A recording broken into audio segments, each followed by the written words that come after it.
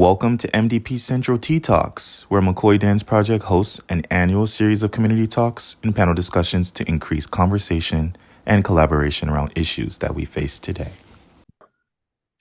Hello, my name is Derick McKoy Jr., and I am the founder and executive artistic director of McKoy Dance Project, MDP. I go by he, him pronouns, and today you join me for MDP Tea Talks Take One, the making of dance films.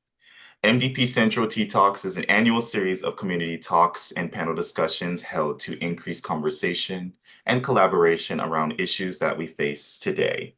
These conversations are open to the public and concern around important topics like mentorship, the state of the arts, race, gender, sexuality, health, and where to find the necessary resources. Tea Talks, through social education and exchange, seek to bring people together and provide them with tools for insightful thought and growth. During this episode, I'm excited to share with two wonderful humans. Please introduce yourselves, your names, where you're originally from, any self-identifiers, and a fun fact.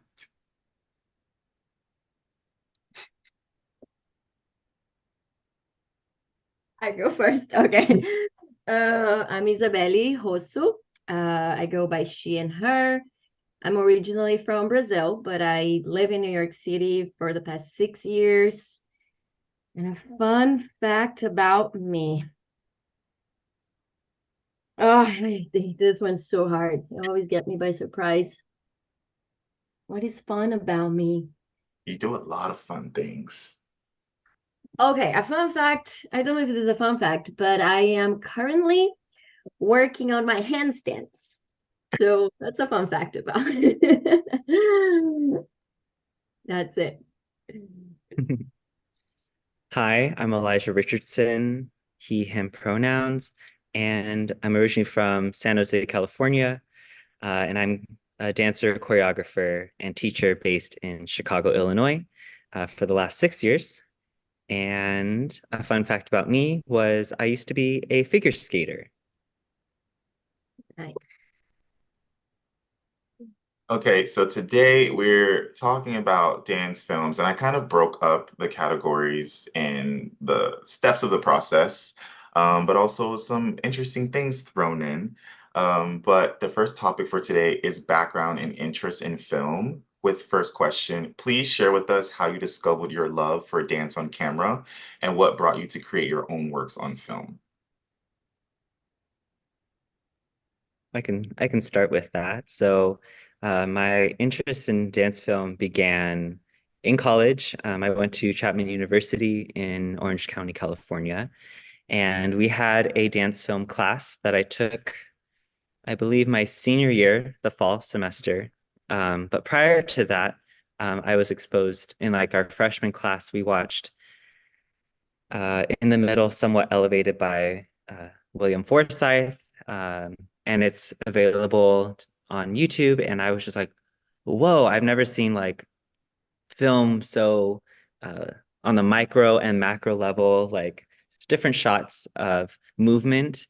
And it was very intriguing. And from there, the dance film course, we were able to analyze dance film throughout the generations. I would say it got really popular in the 80s and 90s, and even music videos as well, as MTV kind of developed that format of fusing music, dance, and film.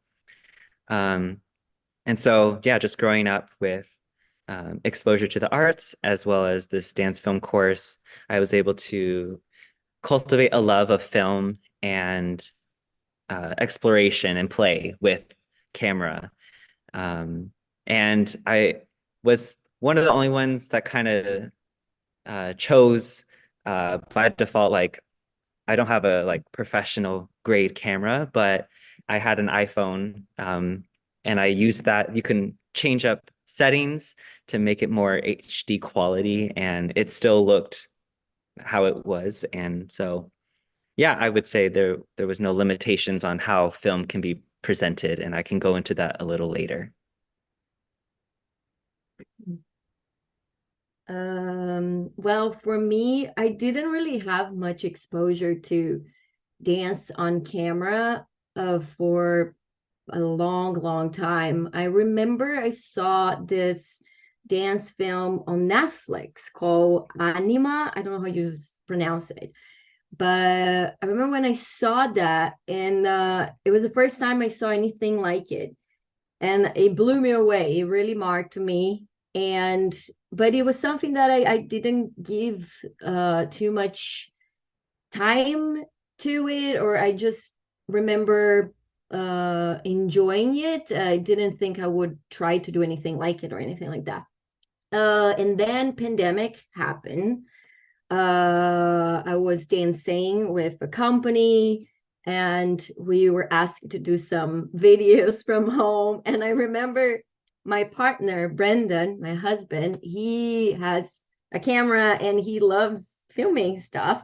So he was helping me creating these videos, and we would really get into it. We would go to the park and create a whole set in our bedroom or the living room. I even had roommates at the time helping with that. So we're just playing with ideas without too much overthinking and just trying different things. And I think that's very much how my brain works well for the most part, when I don't overthink before getting into action. But I remember that being initiation to like trying to create dance for the camera. And then that's in 2020 when we decided to create the film that we did. But that's pretty much how the interest is started. It was really out of nowhere. Boom, just happened. Yeah. Thank you for sharing that. You both kind of already jumped into question number two. But if there's any uh,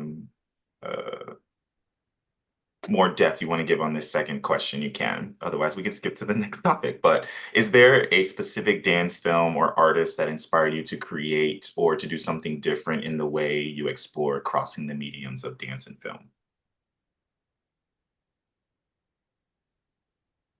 One more time, Is please. there a specific dance film or artist that inspired you to create or to do something different in the way you explore crossing the mediums of dance and film? Mhm. I would say so I grew up with just a vast knowledge of music through figure skating and cartoons. And so like one of my first films was kind of fusing those loves of music and comedy in cartoons. So just like how slapstick comedy was, I chose a classical song and chose like a very everyday kind of situation of the bathroom line or waiting in line for the bathroom. And so I feel in dance film, particularly, you can take everyday environments and settings and like make it a thing. Like it's not performing proscenium, but you can like really change and like feel like you are in line or like doing that. But the other inspirations I would say is Pina Bausch, the art film Pina, and just how showing her legacy through film, where you wouldn't see that on a proscenium stage. I really like uh, her motif of hands and breath, and then adding props involved. Just like there's a way to show texture and different senses on film, and I thought they really captured her essence that would only be seen on a proscenium stage. So yeah, really showing smell, touch, like all those kind of senses. I thought they achieved that, and I aspire to do that in my film work. Mhm. Yeah, thank you. Well, for me, as I mentioned before, but also it takes it some time for me to process what I'm trying to say. So I love that I'm being the second one to respond. One thing that came to my mind was the Joker, the movie, when I watched on the movie theater. And I remember leaving the movie theater really inspired. I was like thinking already, like that camera and how I love this music. I don't remember the song, but it's in the movie. And I was playing this music and just like imagining different shots and expressions and looks and the subtlety that you can catch through camera that I really appreciate and love about this type of medium. But yeah, and the Joker was that for me, what I remember feeling about it. It was so theatrical, it was so expressive, but there was this looseness in his character, this dance, this irony, and I love that and that humanity and how to make that palpable. I don't know if that's the word, through the lenses. Mhm. And it's so hard to catch that on stage sometimes because you don't get to see the hair that is up and the eye where it looks, or the way you touch your skin is like it's very hard to. And I remember Joker being so great to see those details um through the camera. So that was the one inspiration. There are many other inspirations. One company I love, Hofesh, they have I'm terrible with names. I think it's the clown, right? The movie, the dance film. Am I saying that wrong? The clowns, yeah, it's the clowns. And I love it how they play with the camera, even though it wasn't necessarily created for the camera, but it's just so fantastic and it's smart. Um, and another thing, I can't remember who inspired me to that, uh, but it's the ability, I guess it comes with the Joker too, the ability to use the voice. It's something I love about dance films, a camera, is because you don't need to use just body language. Mm.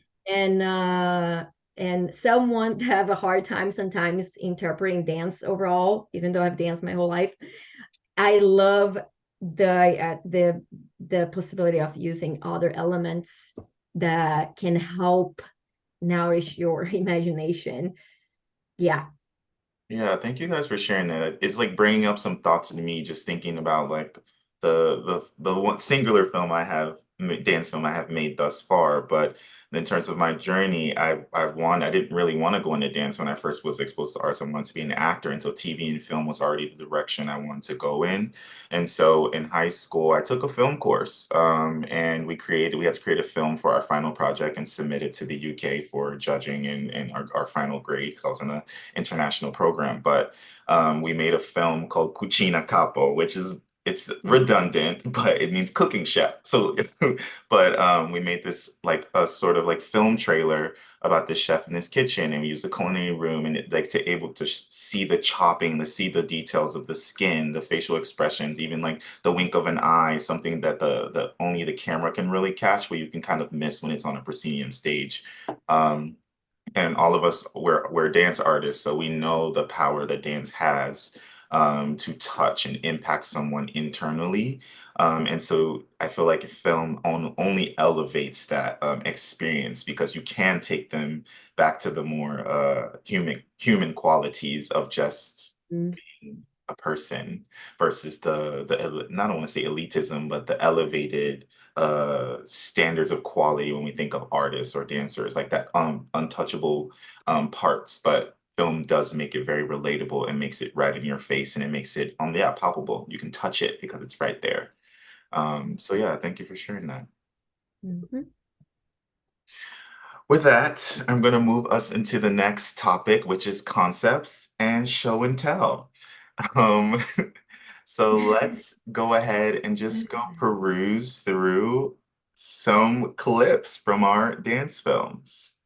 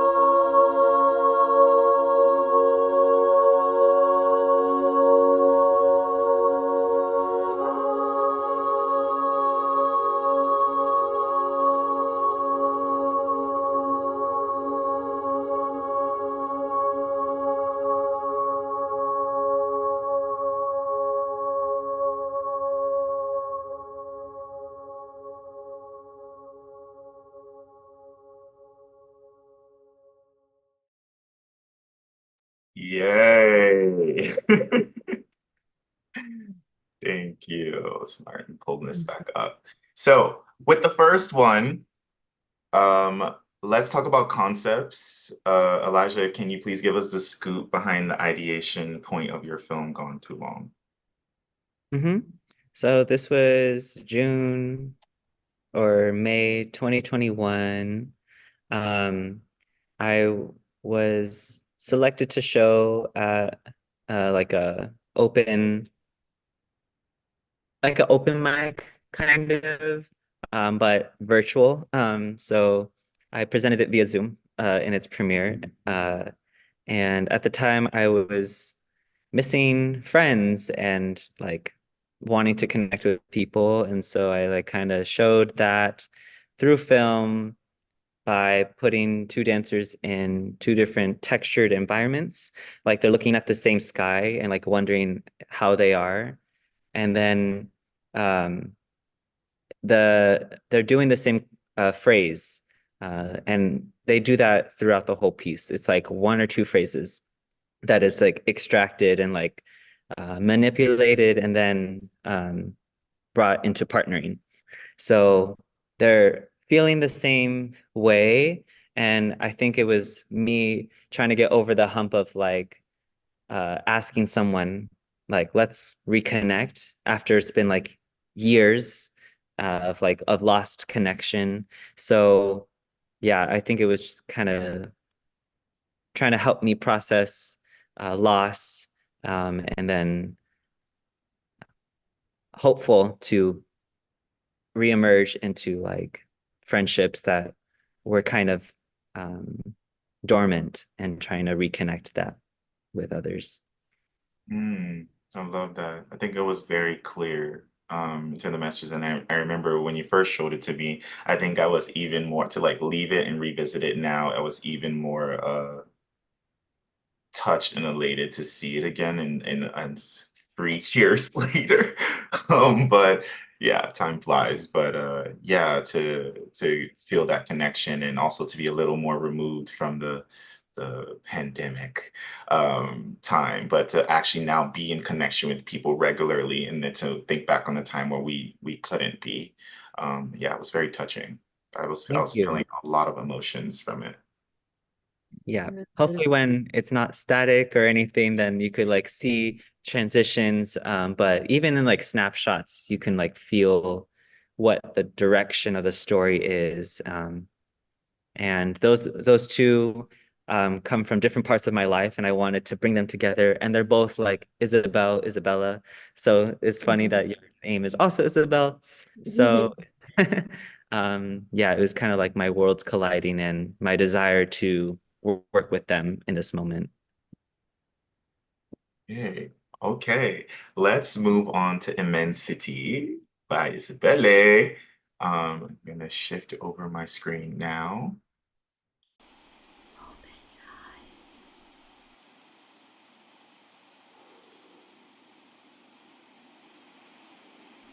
Can you see it?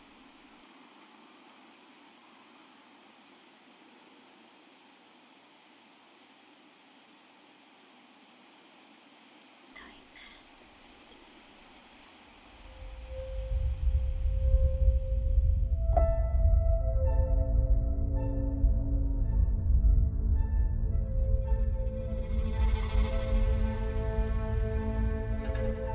Can I touch it?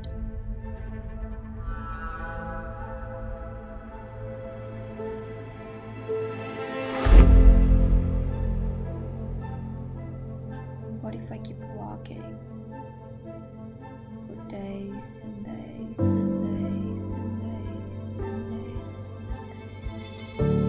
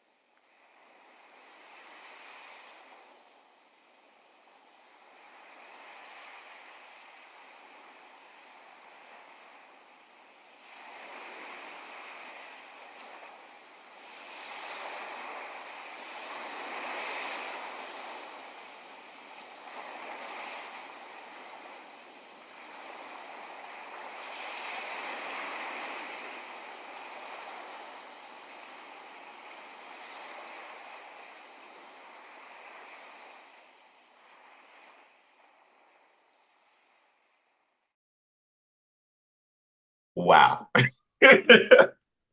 Love some drama. I forgot how much I loved that film. Oh, And I tell you, like that, I think I told you when you first released it that it really struck me.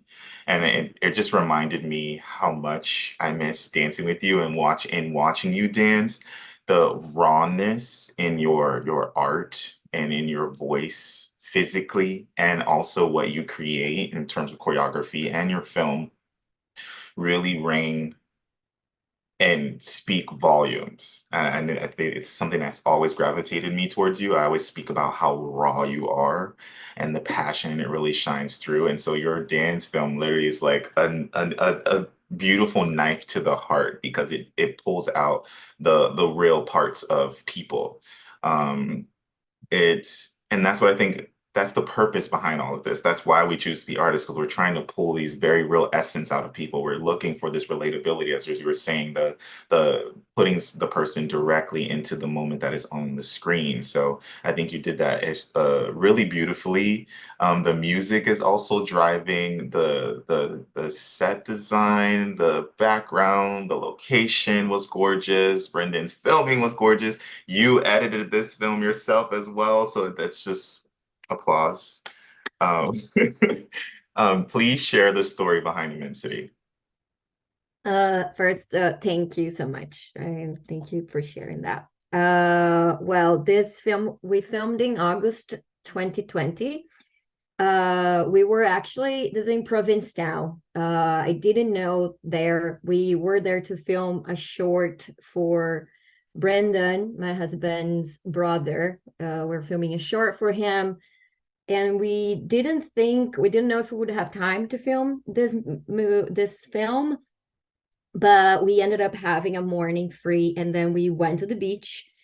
We didn't know exactly where we were going to film, what were going to happen. I just knew I had a list of ideas and shots and movements that I wanted to take based on this inspiration that 2 weeks before that I was writing some thoughts. So at that time, I was really deep into yoga. I was studying and practicing and just really searching for something to give me some kind of clarity.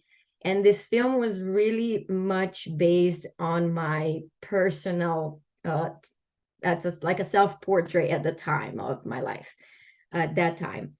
And Immensity, and in the beginning of the film, I look at this horizon and I crave that. I crave that beauty. I want to touch it. I desire it. I want to have it. And then I go on this journey trying to get that. But the horizon, as we know, it's not a place you get to. So it's this journey trying to attain something that is actually not attainable.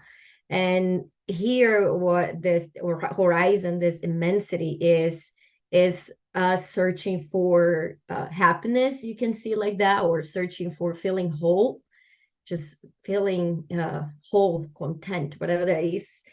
And in this trajectory, I am searching for something that is so far from me, and I'm giving all of me to get to this place that doesn't really exist, because I'm looking in the wrong place. And then in this journey, I have this fabric that the fabric itself, in the beginning, it means like all this this conditions, beliefs, negative thoughts, self-doubt, whatever those things are that pulled me back from getting where I am. And the things, they just emerge and get so strong in this journey where you're trying to get somewhere that it's not something that you're never going to get there. And in the process, you just accumulate suffering, right? So the film is based on this idea of constantly looking for this happiness on this external world and not taking time to just look inside and just like come back home, come back to yourself. So that's what really it is. And then it develops into, of course, life is not like that clarity in 4 minutes, but basically I get to the point where I free myself from this thing, this barricade I have created for myself. And I even start using this fabric as almost like a hero cape, or I wrap myself with it. I start being fluid and dancing with it. But then I finally let go of the exhaustive journey of trying so hard to be happy. Yeah. Wow. I love just how thorough both of your concepts are. And they're just it's one of my favorite parts to just hear about process and about the ideas behind a creator's journey. And as a viewer, sometimes we don't necessarily pick up on those things right away, but to get those explanations really brings the whole concept home because the concepts are so rich. It's easy to miss those minute details that make the whole thing beautiful. So thank you both for sharing both of those. And I'm just going to move us right along until the next topic, modes of filming and editing. Uh, how did you film your work? How creative did you get with the production? Did you have help? And please tell us about your steps of process. So from ideation to filming, what were the nitty-gritty logistical parts of getting the project done?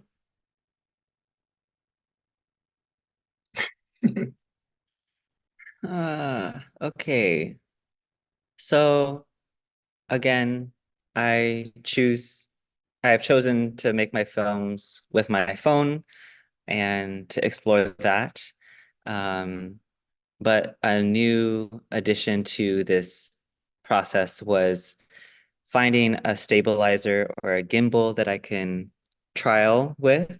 And so I spent a day by myself in the locations that I was in to track and like figure it out, even like play with the dancers in the space, and just like figure out the technology around the sensors and everything to make it a high quality. And like even there was a setting for like a Alfred Hitchcock moment of like a pan out, but like it zooms in but zooms out at the same time. So I wanted to like pay homage to like some filmmakers when I made that role, or when there's a running up the hill. So I was like running with her to track it. And so I was very involved. Like film making is definitely choreography. And it helps that I'm a dancer to like move and know my choreography as well. Um, but honestly, I love improvisation as a practice. And so I have ideas in my head, but once I'm in the filming aspect of the process, I am following, I choose a different direction. I have them do it maybe 3 times, and then I choose different angles, and to see the work in all its in 360 degrees. And then I get to choose in post what I want to capture. Um, yeah, so I had some like clear, like sometimes in other works, I've done storyboard and like write out like little stick figures of like, okay, I want to see the hand here or etc. So I think I am very malleable in approach to filmmaking. It could be like these are the things I want to capture, or I'm going to improvise and be a mover with them in the space, even when it's like set choreography. Uh, what else? So in editing, I want to stop you there because we're going to talk about okay. editing next. Isabelle, would you like to share? So talking first about the no editing, the before that. Okay. So who filmed was Brandon. He had a camera, and he got the camera because he was going to film a short with his brother, and 2 years ago, in 2022, they were going to film a feature. So it was an investment he decided to make at the time. So we had a good quality camera. He had a nice gimbal, which I broke it the day that we filmed. The fabric came out of the water, and the wind just like blew the fabric towards him, and the water washed the gimbal, and it just simply stopped working. Oh So that was no. like, we were at the end already. So we just filmed a little bit more after that, and then a final shot later. But so that happened. But he had the equipment, and he's really good with that, with creating, like, he has a really great eye. So I lucked out with that. Didn't have to pay any money towards anybody filming for me. The location, we got super lucky too, because we were there to film the short. I had no idea about the beach, and we went there to film a short scene actually the day before, and I was like, oh my god, this is perfect. But I really didn't get to process until the day we were actually in the space for it. I had written thoughts, like I said, 2 weeks before that. I started like writing some thoughts and ideas. I knew I wanted to be at the beach. I didn't know yet it was going to be P-Town. I knew I wanted to play with a fabric. Those were the two certain things I had in mind. And I had a list of the shots. A lot of them didn't work out. One of them, I was imagining myself under the water and just my limbs out the water. But I tried that. We could not make it work. So I guess next time I need a sandbag to like hold me under the water. But so there was a lot of that trial and error, and a lot of things that I planned and it sucked and I didn't use it. So I also I like a list, but I try to be, like Elijah said, like flexible, malleable, because the space inspires you so much. There are so many things we came up with there. Like we saw the dune, and I was like, I want to roll down that dune. So we did the rolling down the dune shot. And yeah, so this was the before. Yeah, I think I didn't miss anything. No, that's good. Thank you guys for sharing that. It's like I think that's a really big takeaway from both of your answers, but even from my experience that's creating my dance film, just being flexible and open. And whatever method or tool you use, whether you decide to storyboard or you just want to get in there and just let this space speak to you and the work speak to you, you could create really beautiful and magical things in the moment. If you're staying like your concept, you're staying in an intention, and if you follow whatever your urges say, you get to decide how the message is crafted after the fact when we get to the next stage. So we're done filming and we've reached the daunting and meticulous part, which is the editing. What tools did you use? How much editing experience did you have before you were creating your films? Et voila. So yes, the editing part is very time consuming. However, I love it. I love looking at it and like being very clear and direct of like what the viewers actually going to see, because you have 100% power over that aspect. So if it's clear to me, then like, okay, we'll keep moving like that. Um, one reflection. Can I talk about a reflection looking at it, or okay. So I feel I could have let some of the shots go a little longer.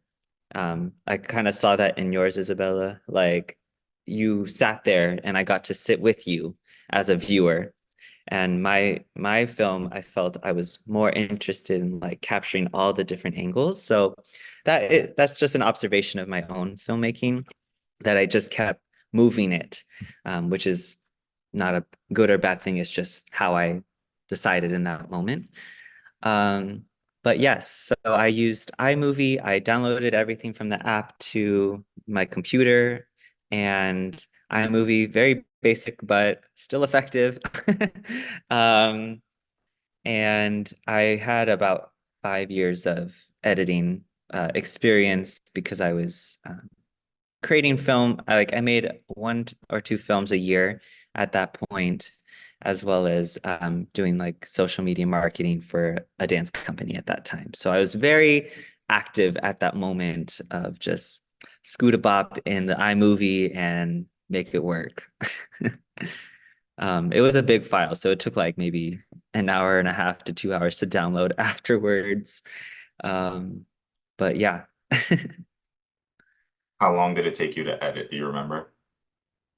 I don't want to know how many hours I sat in my bedroom. Like I had to make sure there was water and stuff, but I gave myself maybe a day and a half-ish because I had a day of filming, like actually 2 days. Like also the environments that they were placed were all within my apartment. Like those were two different stairwells in my front and back of my apartment. And then the hill was a 2 block walk. So I made it very local and specific to my area, and then boom, boom, boom, boom, boom, in my bedroom. So yeah, it was all within like a 3 day filming process and editing process. Quick. Okay. For me, I also like had some experience with editing, but nothing professional or all just like editing. I remember I edited that year, I believe, a video for my mom. It was like Mother's Day, and I edited. So like I do enjoy that, although sometimes it annoys me and I want to like punch the screen. But for the most part, I really enjoy the process of creating and putting it together. So what I did, first off, I watched all the clips, of course, cut everything that did not look good. There were some shots that there was a lot of sun that day, so it was easy for, I don't know terms, the eyes, I don't remember the name, but the lights too blown in some shots, or it's too dark, or yeah, whatever it is. So I cut all of those, and then I use this a software called DaVinci Resolve. It's the free version, but it took me, from what I remember, was a week editing. But I think a lot of the time was watching tutorials on YouTube on how to use DaVinci. So it helped me to learn a lot. I until to this day, I created my videos for my social media and stuff. I edit through DaVinci. So it was a great learning experience to actually learn how to use was through this dance film.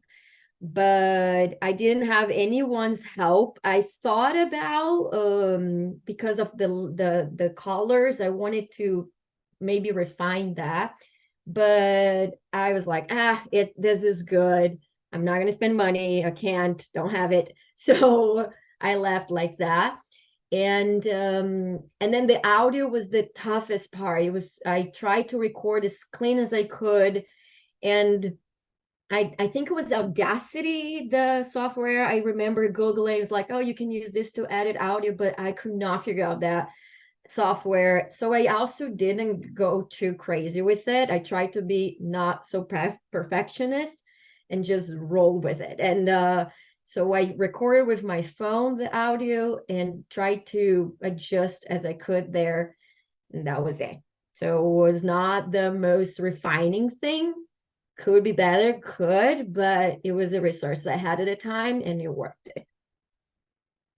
And yeah, you used your resources well. And I remember you recommended DaVinci to me, DaVinci Resolve, and I used it for my dance film. And I also use Audacity to edit music and do audio editing. So I use both of those programs very often.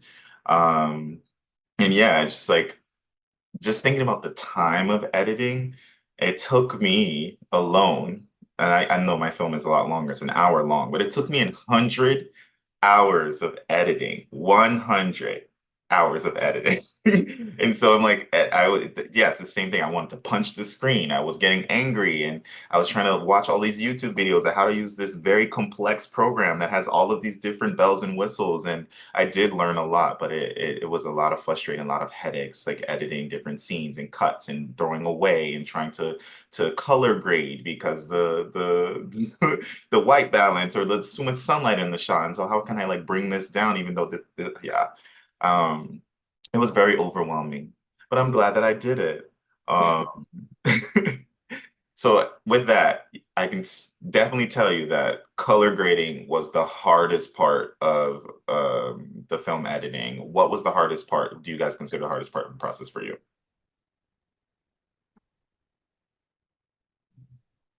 So the hardest part for me would be so I was also battling the elements during the filmmaking when they were outside. I didn't know if it was going to start storming on us because it was thankfully it was a gray day, so skin looks great on a gray day. Mhm. Um, However, the wind was picking up and we heard thunder. I'm like, okay, we gotta keep like 3 more shots kind of thing. So I feel like I didn't have enough material, so I had to maximize what I had. Um, and I Mm. couldn't go back. Like we just kept going. I was like, okay, just like finish and let's run back into the home because it could storm at any moment. So those are things that you can't really plan for. But yeah, I think if I had a list maybe like or had more time to go back, revisit shots and like actually in the moment process and then like, okay, let's redo. I kept going. I just like, okay, do that again. Let me get a different shot. I had them do it maybe 3 times and then the storm was coming. So yeah, elements. Well, for me, I think the hardest part it must have been the editing because it just was a lot of time in it, a lot of switching and trying to synchronize with the music. Oh, that was another thing, the music that came after I filmed. Which is interesting. Usually the music comes before to me, and I didn't have a music when we went to film this. I found the music after, and I tried to make it fit with the song. So that was kind of hard. But the interesting thing that was also hard was filming with my partner. So because it's that relationship, and like, you don't want to lose your mind, and you're comfortable with somebody that you love, and you know each other, and like, okay, we're doing this. We're gonna let's calm down and get this shot here. Yeah, so that was an interesting dynamic to work together. And we do this, still do this at times. But it's a challenge for sure. I like that you mentioned that, and I'm trying to get us to the last topic because it's really quick before we go into something fun. But it's interesting that you mentioned getting the music post because then you had to make the shots kind of dance with the music. And I think I also learned that it's like to make an effective, doesn't matter, whatever content you're doing, whatever film, video, social media, when you add music, when you add sounds you have to get your shots and your cuts kind of to hit the accents of the music or your transitions in between shots to kind of flow with whatever the music's doing. So there were times in my dance film where the well, I choreographed to the music, but if the music was a legato violin, I couldn't just sharply cut to the next shot or angle. I had to kind of maybe fade over or cross over shots and using different transitions and in the editing process. And then when there were moments of staccato or really accented music, I could jump from shot to shot. So it's very interesting. In dance films, you kind of do have to make your shots kind of do choreography as well in a different way.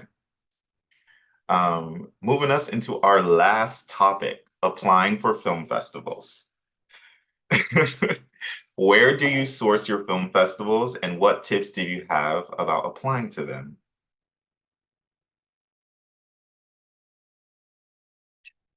So I feel the main hub is filmfreeway.com. Just type in dance, screen dance on film. And I also would target uh, more emerging artists versus like established filmmaker categories. Also, time limit is important. I'm like making short film versus a documentary or longer form art films. Also, just the fee to apply. So I was looking at free, or I wasn't going to pay more than $20 to submit because with this film, I probably submitted 10 festivals and got two or like one. I forgot which number, but yeah. And then like on Instagram, you could like research whatnot. But the first festival that I got into was the Mobile Dance Film Festival that is based in New York. It was with the 92nd Y, and now it's its own entity. And so that kind of like, oh, there's a festival for literally exactly how I make my film, which is on a mobile device, or the majority of the film was made on a mobile device. So I'm like, oh, perfect. That is like my niche. And I ended up being accepted to that festival four times, like each year. And the director invited me to be an adjudicator, not for his festival, but he was guest curating another festival based in Florida. So I became an adjudicator for that one last year. And that was really awesome just to be a part of that, to be on the other side and to see the full gamut of dance film. So I've kind of transitioned from like filmmaker or just adding that hat. But yeah, I would say look at your themes. What is the story of your film? Uh, and then there are categories that you can apply to for to be very specific about your submission. Even looking at doing research in the history of like what kind of works they enjoy. That's also important. Um, yeah, I think there is what am I trying to say? I would say to go for it. I would like, you never know where your film may land. And what was cool about 2020 and beyond was my film was seen internationally alongside other films across the board. And so we could partake in festivals that were not in our time zone, or like one of my films was shown in Taiwan or in Europe. And like that was like really fascinating to just think about. Like I don't have to physically be there, but through digital platforms that your work can be seen by anyone, if you want it to be. So yeah, I feel if you when you take off the limits of yourself, then the world is there. Like people are gonna be interested to see what you make and start conversations and collaborations even. So yeah. Thank you. I use the same platform, Film Freeway, and it's nice because you get to create like there's a profile for the film and it's ready, you just submit. You don't have to keep putting what's your movie about. It's just ready and you just apply. So that's what's cool about. I didn't take that much advantage of it though. I only submitted for 4 festivals and I got one, which was the LA Dance Film Festival. And I guess Elijah covered all the the topics about keep it. Yeah, I think I did not want to spend much money in a festival. I knew the film it's great. I was super proud of it, but there's certain festivals that it's just a different level of production. So yeah, I wouldn't spend $50 for an application. And what else? Yeah, so I didn't try so hard applying for different festivals, didn't focus so much on it. But I put it on YouTube to spread it out in the yeah, maybe the future ones I will apply more for festivals. We'll see. Thank you guys. I think that was great. I really enjoyed talking about dance films. I think I haven't seen much conversation around it, so it was definitely a tea talk I wanted to bring on, especially because I'm getting ready to release another one soon. But yeah, to allow more people to hear about the process, and if you want to get started, these are some very good tips and hints as to the process and where to start if you don't have no idea how to get started. So I appreciate you guys for being here, and I'm so proud of both of you from all the work that you do and your art. It's really inspiring to hear you and your journeys and your passions. So yeah, thank you, thank you, thank you. And before we log off, we always like to end tea talks with something fun. So this version of something fun is kiss, marry, kill. Yes, Rapid fire. Don't take too long. Don't think about it for too long. First one, kiss, marry, kill. Rainbows, ice cream, or puppies? Wait. Kiss, marry, kill? Yes, rainbows, ice cream, or puppies. That's rude. I know. So something that you would kiss, marry, and kill. Each, you have to pick one for each For thing. each. Oh, okay, I see. Kiss, Come on. I That's know, I made it so hard for a reason. kill. Okay. I would definitely marry the puppy. oh man. I don't want to. Ow, no. I you said kiss, marry, kill. Hmm. I don't want to kill Oh, the well, rainbow, but yeah, I mean, I was there too. it's ice My, cream and my puppy. initial, yeah, my initial was kiss the puppy, marry the ice cream, kill the rainbow. Yeah, I would say kiss the ice cream, marry the puppy, and kill the rainbow. I'm gonna say marry the ice cream, kiss the rainbow, and kill the puppies. Sorry. So dark. So I didn't kill the puppies. How dare you? I'm sorry. I'm sorry. Okay, second one. Kiss, marry, kill. Mountains, beach, or the rainforest? You better not kill that rainforest. It's already deforestation. Hello. Oh, Beach.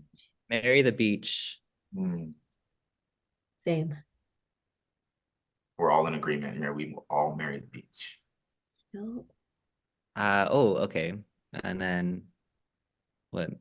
kill the mountain. Marry the rainforest and kill the mountain. And that could be like, um, I don't know, what's that word? Just like not the, I'm a lot lost for words. The the imaginary mountain, like whatever's in front of you, just like Mhm. what's holding you. You're trying to find a loophole. There's no loopholes in It's more abstract. Well, I That's will marry the beach, but I love mountains too. And I haven't been inside a rainforest. So if I'm thinking just of myself, I would kill one. But if we're thinking for the good of humanity, then I guess we should conserve the rainforest. Yeah. All right. Let's kill the mountains. And I would kiss the rainforest. I'm a little more cutthroat, so I'm gonna marry the beach, kiss the mountains, and kill the rainforest. That's because I know there's mosquitoes there. Oh, sure. Okay, I'm gonna give you two more. Oh, maybe three more. Roses, sunflowers, or orchids?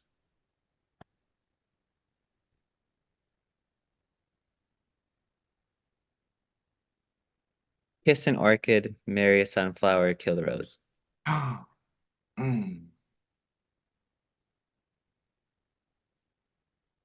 I love white roses,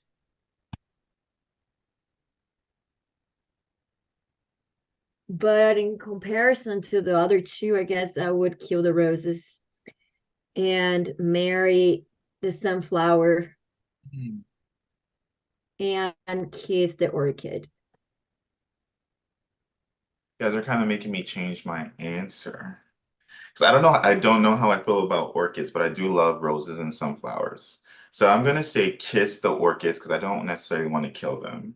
Sunflowers or roses? I think I'm gonna marry a rose and I'm gonna have to kill the sunflowers. Last two. Dance, music, or film? Kiss, marry, kill.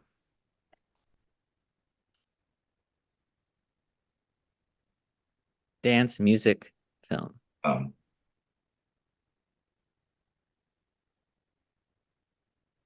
Well, if music is alive, dance has to be alive too. You can't listen to music and not no dance. loopholes.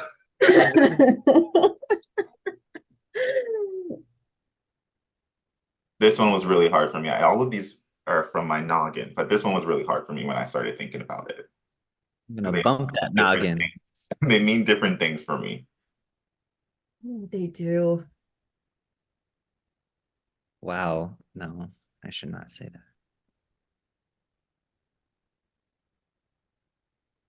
that. Okay, I think I will marry music. Hmm. I'll kiss dance, and I'll kill film. It's insane. But that was unanimous. Marry Right. music, kiss dance, kill film. And that one kills me because I love film. I love watching movies and they really calm me and my anxiety. But then I was like, of course, music. And I was like, there's so much music to be experienced. And like I can't imagine life without music. And then we're dancers. So A lot of times, what makes a movie good is the score, the music score too. It's a huge part of it. Absolutely. Yes, I love cinematic soundscapes, and that kind of was influencing my second part of my film. which was very clear, by the way. I think the music was something really like brought It it home. was beautiful. Yeah, I was gonna mention that. Last one. Kiss, marry, kill. Your phone, your bed, or your next vacation.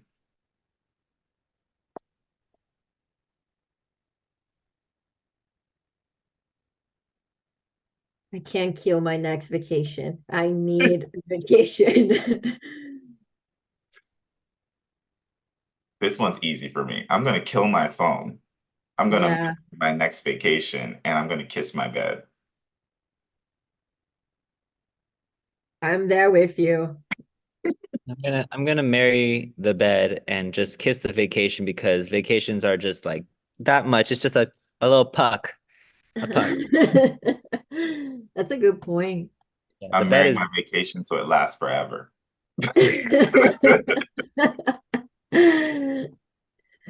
Well, thank you, Elijah and Isabele, for joining me for this episode of MDP Tea Talks.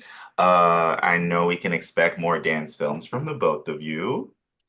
With that, we say thank you to our viewers for watching, and thank you to those of you who are tuning in on our audio podcast as well. Until next time.